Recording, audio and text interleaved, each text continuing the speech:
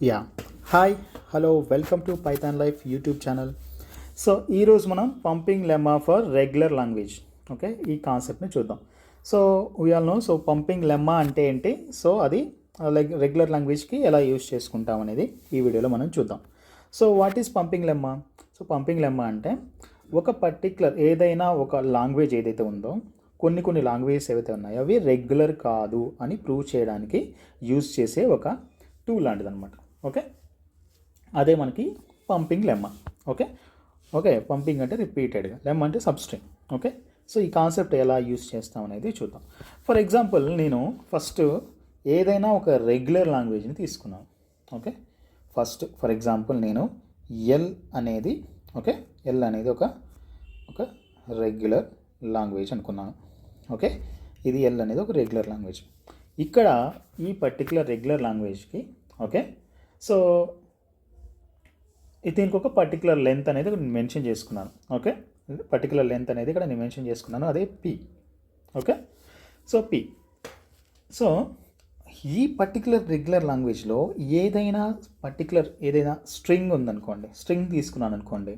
Okay, so ఆ particular స్ట్రింగ్ని నేను yes అనుకుంటున్నాను. ఓకే, పర్టికులర్ స్ట్రింగ్ని నేను ఎస్ అనుకుంటున్నాను. అయితే ఈ ఎస్ ఏదైతే ఉందో ఈ ఎస్ అనేది ఓకే ఇక్కడ greater than or equal to P ఉండాలి. ఓకే, సో అంటే ఈ లెంత్కి ఎక్కువైనా ఉండాలి లేదా ఈక్వల్గానైనా ఉండాలి. ఓకే, సో ఇప్పుడు నేను ఇక్కడ ఏం చేస్తున్నానంటే ఈ స్ట్రింగ్ ఏదైతే ఉందో ఈ ఎస్ అనేది ఏదైతే ఉందో ఈ ఎస్ని ఒక 3 భాగాలు డివైడ్ చేస్తాను. ఓకే ఓకే ఒక 3 భాగాలు డివైడ్ చేస్తాను. లైక్ అది X, Y, okay, Z. For example నేను అలా అనుకుంటున్నాను. ఓకే, సో ఇది ఏదైతే ఉందో ఈ పర్టికులర్ స్ట్రింగ్ ఏదైతే ఇప్పుడు ఈ 3 డివైడ్ చేసినది ఉంది కదా, సో ఇది కొన్ని లాస్ని సాటిస్ఫై చేయాలన్నమాట. అప్పుడు అది రెగ్యులర్ కాదు అని ప్రూవ్ అవుతుంది. ఓకే, సో సో ఈ లాస్ని ప్రూవ్ చేయలేకపోతే అది రెగ్యులర్ అని. ఓకే, సో ఈ లాస్ ఏవైతే ఉన్నాయో 3 లాస్ ఓకే ఫస్ట్ డిస్కస్ చేద్దాం. సో ఇక్కడ ఎక్స్, వై, జెడ్ అనేది తీసుకున్నాను కదా. ఓకే, ఇక్కడ మనం ఏం చేస్తున్నామంటే ఇక్కడ వై పవర్ 1 ఐ తీసుకుంటున్నాం. ఐ అంటే లైక్ ఐ అనేది ఏదైనా అవ్వచ్చు, లైక్ 0 నుంచి ఎక్కువ 0 నుంచి ఎంతైనా ఉండొచ్చు ఐ అనేది. Okay, so belongs to L ఏదైతే లాంగ్వేజ్ తీసుకున్నామో అది. అంటే ఏంటి కదా దీని మీనింగ్ ఏంటి? ఓకే, ఇప్పుడు ఫర్ ఎగ్జాంపుల్ నేను ఒక లాంగ్వేజ్ ఎల్ తీసుకున్నాను అంటే ఫర్ ఎగ్జాంపుల్ ఏ పవర్ ఇంకా ఎన్ అంటే బి పవర్ ఎన్ అనే ఒక లాంగ్వేజ్ తీసుకున్నాను. ఓకే, సో ఇప్పుడు ఈ లాంగ్వేజ్కి ఓకే సో ఈ లాంగ్వేజ్ ఎలా ఉంటుంది? ఏబి, ఏఏబిబి, ఓకే, సో ఏఏఏబిబిబి ఇట్లా ఉంటుందన్నమాట. ఓకే, ఇది లాంగ్వేజ్.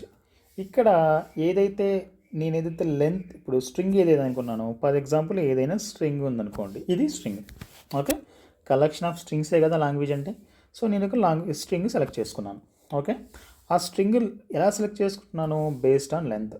ఓకే, ఈ లెంత్ని బేస్ చేసుకొని ఈ స్ట్రింగ్ని సెలెక్ట్ చేసుకుంటున్నాను. ఆ స్ట్రింగ్ని నేనేం చేస్తున్నాను, ఇక్కడ నేను తీసుకున్న స్ట్రింగ్ని ఏదైతే ఉందో ఓకే దీన్ని 3 పార్ట్స్గా నేను డివైడ్ చేస్తున్నాను. ఓకే, 3 పార్ట్స్గా అంటే ఇలా. సో ఇక్కడ నేను 3 పార్ట్స్కి ఎలా డివైడ్ చేయొచ్చు? ఏ ఎక్స్ తీసుకొని ఓకే ఏ బి ఉంది కదా, సో ఈ రెండింటిని వై తీసుకోవచ్చు, దీన్ని జెడ్ తీసుకోవచ్చు, లేదా ఈ రెండింటిని ఎక్స్ అనుకోవచ్చు, ఈ ఒకదాన్ని వై అనుకోవచ్చు, పక్కదాన్ని జెడ్ అనుకోవచ్చు, లేదా దీన్ని ఎక్స్ అనుకోవచ్చు, దీన్ని వై అనుకోవచ్చు, ఈ పర్టికులర్ పార్ట్ ఏదైతే ఉందో దీన్ని జెడ్ అనుకోవచ్చు. అంటే బేస్డ్ ఆన్ మనం ఎట్లా తీసుకుంటే అట్లా అనమాట. సో అలా 3 పార్ట్స్లో అయితే డివైడ్ చేయాలి. సో అలా డివైడ్ చేయాలన్నమాట. ఓకే ఓకే నెక్స్ట్ థింగ్ ఏంటంటే ఓకే మరి ఇక్కడ వై పవర్ ఐ అనేది ఇచ్చాం కదా. సో ఇక్కడ మనం ఏం చేస్తున్నామంటే ఈ పర్టికులర్ వైని లూప్ చేస్తున్నాం, పర్టికులర్గా రిపీట్ చేస్తాం అనమాట. ఓకే, ఐ పవర్ 1 ఇచ్చాం అనుకోండి. ఓకే, ఐ పవర్ 1 ఇచ్చినప్పుడు ఏమవుద్ది?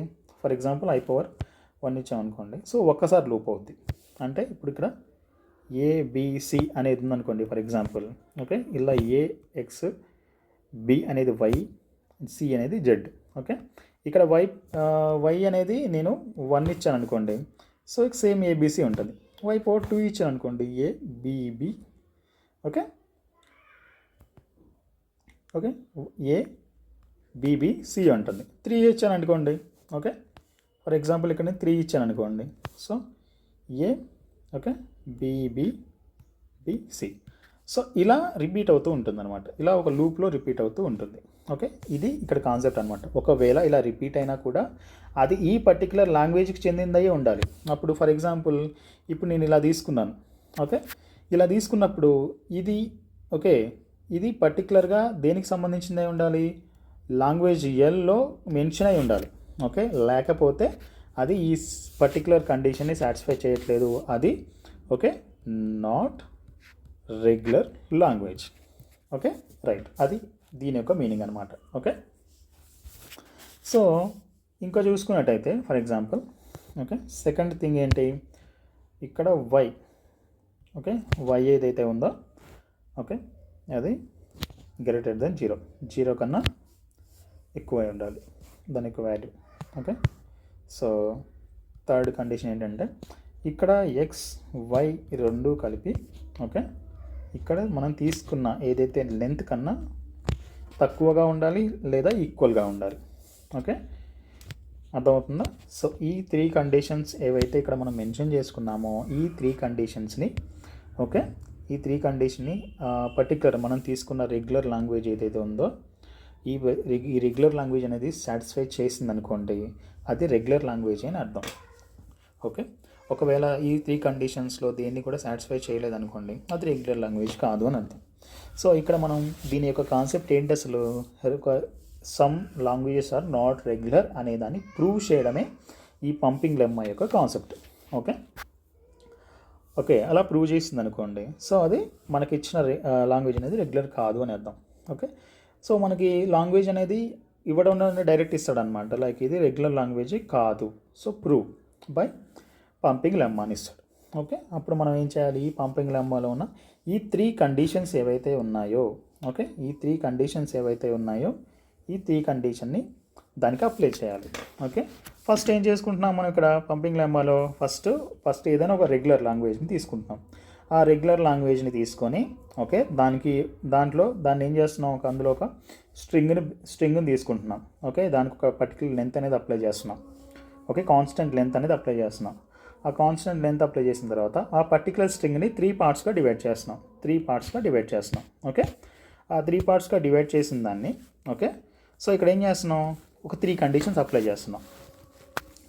ఎలా ఏంటా conditions, okay, x y power i z belongs to L. Okay, ఇక్కడ ఎక్స్ అండ్ వై కామన్గా ఉంటున్నాయి, వై మాత్రం ఇక్కడ ఇంక్రీజ్ అవుతూ ఉంటుంది, మల్టిపుల్ టైమ్స్ ఇంక్రీజ్ అవుతూ ఉంటుంది. అలా ఇంక్రీజ్ అయిన తర్వాత కూడా వచ్చిన మనకి పర్టికులర్ న్యూ స్ట్రింగ్ ఏదైతే ఉందో ఇక్కడ వై అనేది మల్టిపుల్గా రిపీట్ అవుతుంది అనుకోండి, సో ఇప్పుడు ఇక్కడ నార్మల్గా ఉన్న స్ట్రింగ్ కాకుండా కొత్త స్ట్రింగ్ అనేది వస్తుంది కదా. ఇప్పుడు వై ప్లేస్లో ఉన్న స్ట్రింగ్ అనేది పర్టికులర్ ఆల్ఫాబెట్ అనేది డబుల్ త్రిబుల్ అవుతూ పోతుంది అనుకోండి, అప్పుడు మనకి ఒక న్యూ పర్టికులర్ స్ట్రింగ్ అనేది వస్తుంది. ఆ పర్టికులర్ స్ట్రింగ్ కూడా మనకి ఈ లాంగ్వేజ్లోనే ఉండాలి. ఓకే, మనం తీసుకున్న లాంగ్వేజ్ ఏదైతే ఉందో అందులోనే ఉండాలి, అప్పుడు మాత్రమే అది లైక్ దాన్ని సాటిస్ఫై చేస్తున్నట్టు. ఓకే, సో అలా లేదనుకోండి అది not okay regular. Right, so next condition ఏంటి, వై అనేది ఉందనుకోండి, ఇప్పుడు ఈ వై ఉంది కదా, వై అనేది 0 కన్నా పెద్దగానే ఉండాలి. ఓకే, సో నెక్స్ట్ ఏంటి, ఎక్స్ అండ్ వై ఏదైతే స్ట్రింగ్ ఎలిమెంట్స్ ఉన్నాయో అవి మనం తీసుకున్న ఏదైతే పర్టికులర్గా ఓకే, మనం తీసుకున్న లెంత్ పీ ఉంది కదా, ఈ లెంత్ పీని ఎక్కువ ఉండాలి, లెంత్ పీ కన్నా ఎక్కువ ఉండాలి. ఓకే, లెంత్ పీ కన్నా తక్కువగా ఉండాలి. ఈ యొక్క కౌంట్, స్ట్రింగ్ కౌంట్ అనేది మనం తీసుకునే లెంత్ కన్నా తక్కువగా ఉండాలి. ఓకే, ఈ 3 పర్టికులర్ కాన్సెప్ట్స్ ఏవైతే ఉన్నాయో, 3 కండిషన్స్ ఏవైతే ఉన్నాయో వీటిని సాటిస్ఫై చేస్తేనేమో అది నార్మల్గా అది బై డిఫాల్ట్ అది రెగ్యులరే. సో ఈ 3 కండిషన్స్లో ఏది దీన్ని సాటిస్ఫై చేయకున్నా కానీ అది not regular language. Okay, so ఇది పంపింగ్ లెమ్మా రిలేటెడ్ ఇన్ఫర్మేషన్ అనమాట. సో దీన్ని మనం లైక్ థియరిటికల్గా చూద్దాం. Okay, yeah. So pumping lemma for regular languages. So ప్రీవియస్గా మనం డిస్కస్ చేసుకున్నాం ఆల్రెడీ లైక్ ప్రాక్టికల్గా. సో ఇప్పుడు థియరిటికల్ చూసుకున్నట్టయితే, సో ఇది థియరీ ఆఫ్ కంపిటీషన్లో ఈ పంపింగ్ లెమ్మా ప్రాపర్టీ అనేది, ఓకే, ఎవ్రీ లాంగ్వేజ్ అనేది, ఓకే, ఎవ్రీ రెగ్యులర్ లాంగ్వేజ్ అనేది ఓకే పర్టికులర్గా ఈ పంపింగ్ లెమ్మా అనే కాన్సెప్ట్ని సాటిస్ఫై చేయాలి. ఓకే, సో ఇక్కడ ఏమవుతుంది, అసలు ఏంటి పంపింగ్ లెమ్మా అంటే, ఓకే, ఇది ఒక టూల్ లాంటిది. దేన్ని ప్రూవ్ చేస్తుంది అంటే అన్ని లాంగ్వేజెస్ ఉన్నాయి కదా, అవన్నీ కూడా రెగ్యులర్ కాదు, అంటే కొన్ని లాంగ్వేజెస్ అనేవి రెగ్యులర్ కాదు అని ప్రూవ్ చేయడానికి ఈ పర్టికులర్ పంపింగ్ లెమ్మా అనే కాన్సెప్ట్ని మనం యూజ్ చేస్తున్నాం అనమాట. ఓకే, సో నెక్స్ట్ థింగ్ ఏంటంటే కాన్సెప్ట్. ఓకే, కాన్సెప్ట్ ఏంటి ఇక్కడ, సో ఏదైనా ఒక పర్టికులర్ రెగ్యులర్ లాంగ్వేజ్, ఏదైనా ఒక రెగ్యులర్ లాంగ్వేజ్ అనేది ఎలా ఉంటుంది, జనరల్గా అదొక accepted by some DFA with a finite number of states. Okay, regular language ఎలా ఉంటుంది, ఒక డిఎఫ్ఏ కానీ ఎన్ఎఫ్ఏ కానీ పర్టికులర్గా ఉన్నాయి కదా, ఫైనైట్ స్టేట్ మిషన్స్ ఉన్నాయి కదా.